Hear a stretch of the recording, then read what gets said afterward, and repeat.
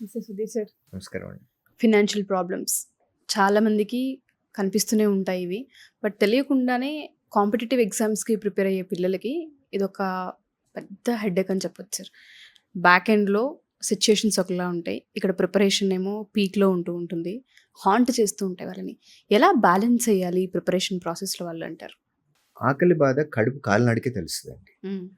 ఇంట్లో ఫ్యామిలీ యొక్క financial status, వాళ్ళకున్నటువంటి ప్రాబ్లమ్స్‌ని చిన్నప్పటి నుంచి ఫేస్ చేస్తూ ఇప్పటికీ జెండర్ బయాస్డ్ కొంత ఉంది సొసైటీలో. ఆడపిల్ల అయ్యుండి, విలేజ్ బ్యాక్‌గ్రౌండ్ అయ్యుండి, అగ్రికల్చర్ బ్యాక్‌గ్రౌండ్ అయ్యి, లేదా అగ్రికల్చర్ కూలీ పిల్లలయ్యుండి, సో ఇట్లా చాలా రకరకాల కేటగిరీస్ ఆఫ్ స్టూడెంట్స్ మా దగ్గరికి వస్తూ ఉంటారు. యాక్చువల్‌గా వాళ్ళల్లోనే ఒక ఫైర్ ఉంటది. హ్మ్. సక్సెస్ అంటే బాగా సెటిల్ అయిపోయి అన్నీ ఇంట్లో బాగున్నాయి అని అనుకున్న స్టూడెంట్స్ కంటే, ఇంట్లో ప్రాబ్లమ్స్ ఉండి ఆ ప్రాబ్లమ్స్ని చిన్నప్పటి నుంచి ఫేస్ చేస్తూ, నేను నా నెక్స్ట్ జనరేషను ఇంకా ఫర్దర్గా ఆ ప్రాబ్లమ్స్ ఫేస్ చేయకూడదని ఎవరైతే అనుకుంటారో, అలాంటి వాళ్ళ డెడికేషన్ నెక్స్ట్ లెవెల్లో ఉంటుంది ఇక్కడ. ట్రూ. వాళ్ళకి హాంట్ చేస్తూ ఉంటుంది చూడండి, అది నిజంగా యాక్చువల్గా వాళ్ళకి డ్రైవింగ్ ఫోర్స్. అది యెస్. వాళ్ళకి ఇంటికి వెళ్ళాలి అని అన్నా, ఇంటికి వెళ్ళాలి అని అంటే ఇప్పుడు హైదరాబాదు, విజయవాడ, వైజాగ్ ఇట్లాంటి సిటీస్లో ఇంత ఇన్ఫ్రాస్ట్రక్చర్ చూసి, ఇన్ని ఫెసిలిటీస్ చూసి, మళ్ళీ ఇంటికి వెళ్తే అక్కడ ఇంట్లో ఉన్నటువంటి సిచ్యువేషన్స్ చూస్తే కనీసం వాళ్ళ ఇంట్లో 1-2 days హ్యాపీగా కూడా ఉండలేరు. గడపలేరు. True sir. ఎందుకంటే ఒక పూరి పాక అయి ఉండొచ్చు, వాష్రూమ్ కూడా ఇంట్లో అటాచ్డ్గా లేకుండా, ఇట్లాంటి ఉన్నాయి సార్. ఉన్నాయండి ఇంకా అవును. చాలా. అవును.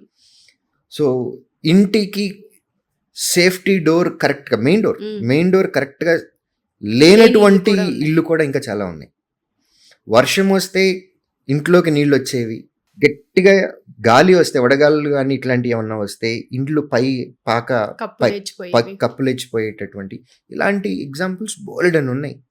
ఇప్పుడు హైదరాబాదు, విజయవాడ, విశాఖపట్నం ఇట్లాంటి వాటిల్లో ఇంత ఇన్ఫ్రా చూసి సొసైటీ ఇట్లా ఉంది, ఒక ఎడ్యుకేషన్ మంచిగా ఉంటే లేదా ఒక మంచి ఉద్యోగం ఉంటే మనం మన ఫ్యామిలీ ఇలాంటివి ఎంజాయ్ చేయొచ్చు అని తెలుసుకున్నటువంటి స్టూడెంట్ ఒక్కసారి అట్లాంటి ఇంటికి వెళ్తే వాళ్ళకి అక్కడ కూడా ఉండలేరండి. కనీసం వెంటనే వచ్చేసేసి మళ్ళీ ప్రిపరేషన్ స్టార్ట్ చేయాలి, మనం కూడా ఉద్యోగం తెచ్చుకోవాలి, మనం కూడా మన ఫ్యామిలీని అందరిలాగా బాగా చూసుకోవాలి, ఫ్యామిలీ స్టాండర్డ్స్ని ఒక 2 steps పైకి తీసుకురావాలి. ప్రతి ఫ్యామిలీలో ఒక్కడ కరెక్ట్గా ఉంటే చాలండి, ఫ్యామిలీ మొత్తం మారిపోతుంది.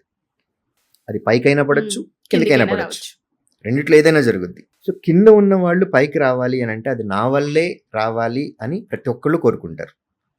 నేను మంచిగా ఉద్యోగం తెచ్చుకుంటే నన్ను నెక్స్ట్ ఫ్యూచర్ జనరేషన్స్లో మా ఫ్యామిలీలో నన్ను ఇన్స్పిరేషన్గా తీసుకుంటారు.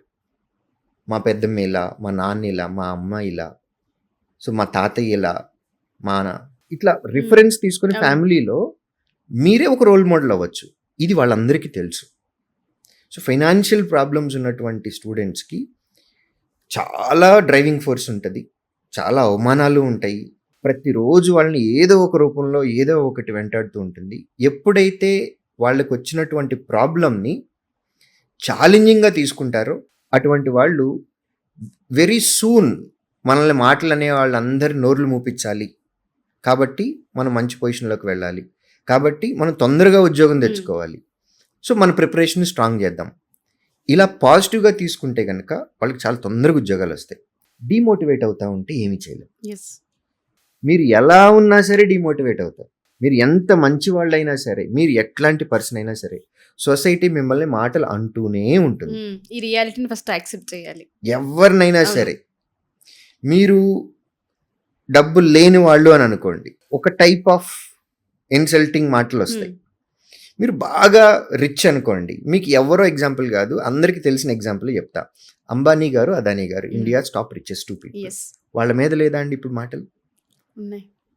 గవర్నమెంట్ సపోర్ట్ చేస్తుంది కాబట్టే వీళ్ళు వచ్చారు, వీళ్ళు బినామీలు, లేకపోతే ధీరుభాయ్ అంబానీ గారు డబ్బులు ఇచ్చారు కాబట్టి వీళ్ళు వచ్చారు. సో సొసైటీ అనేది మీరు ఎలా ఉన్నా సరే మాట్లాడుతుంది. ఆ మాటల్ని పాజిటివ్గా తీసుకొని మీరు నెక్స్ట్ లెవెల్కి వెళ్ళటానికి డ్రైవింగ్ ఫోర్స్ లాగా వాడుకోవాలి, వెపన్లా తీసుకోవాలి దాన్ని. తీసుకుంటే కనుక అల్టిమేట్ ఏమేంటి, మీ ఫ్యామిలీ యొక్క ఫినాన్షియల్ సిచ్యువేషన్ మీరు మార్చాలి. Only education can do wonders. Only education. నేను ఇవాళ ఇంత మాట్లాడుతున్నాను కదా, నా చిన్నప్పుడు మా ఇంట్లో 2 గిన్నెల్లో అన్నం ఉండేవాళ్ళు. ఒకటి రేషన్ బియ్యం మా అమ్మ నాన్నకి, ఒకటి సన్న బియ్యం నాకు మా అక్కకి. 4 రూపాయలు పెడితే మా ఊరి నుంచి గుంటూరు వెళ్ళటానికి బస్ టికెట్ 4 రూపాయలు అయితే, ఈ 16 కిలోమీటర్లు సైకిల్ మీద వెళ్తే అప్ అండ్ డౌన్ 8 రూపాయలు సేవ్ అవుతాయని నేనే సైకిల్ తొక్కుంటూ వెళ్ళాను. ఈ రోజులు చూశాను. ఇవాళ ఒక సిచ్యువేషన్లో ఉన్నాం, ఒక స్థాయికి వచ్చాము అని అంటే ఓన్లీ బికాజ్ ఆఫ్ ఎడ్యుకేషన్. నాకు ఆస్తులు లేవు, నాకు ఏ లాటరీలు తగలలేదు, నాకు వేరే ఏ హెల్ప్ రాలేదు. ఓన్లీ ఎడ్యుకేషన్ ద్వారానే ఈ స్థాయికి వచ్చాం. నేను వచ్చానంటే ప్రతి ఒక్కరు రావచ్చు. So education can do wonders. బాగా చదువుకుంటే చాలు. మధ్యలో బోలెడంత మంది మీ మీద రాళ్ళేస్తారు, బురద పోస్తూ ఉంటారు. వాటిని ఛాలెంజింగ్గా తీసుకోవాలి. అల్టిమేట్ ఎయిమ్ మన ఫ్యామిలీ ఫినాన్షియల్ స్టేటస్ ఒక 2 స్టెప్స్ని పెంచాలి అని అనుకున్నప్పుడు ఆ పెంచడానికి రీజన్ మనమే అవ్వాలి. బాగా చదువుకోవాలి. ఉద్యోగం రాలేదు, మనం ఫెయిల్యూర్ వచ్చింది అని అంటే దేని వల్ల అనలైజ్ చేసుకోవాలి, అది రెక్టిఫై చేసుకొని నెక్స్ట్ నోటిఫికేషన్కి వెళ్ళిపోయి ఏదో ఒక రోజు మంచి ఉద్యోగం తెచ్చుకొని మనల్ని మాటలన్న అందరికీ ఏదో ఒక విధంగా వెళ్ళి నుంచొని ఎదురుగా ఉంటే చాలు. ఏం చేయక్కర్లేదు కూడా, మాట్లాడాల్సిన పని లేదు. ఉద్యోగం వచ్చిన తర్వాత నాకు పలానా ఉద్యోగం వచ్చిందని వెళ్ళి చెప్తే చాలు. ఒక స్వీట్ బాక్స్ ఇస్తే ఇంకా హ్యాపీ. అందరికీ ఆన్సర్లు వస్తాయి. ఫైనాన్షియల్ ప్రాబ్లమ్స్ అందరికీ ఉంటాయండి, ఎవరికి తగ్గ వాళ్ళు.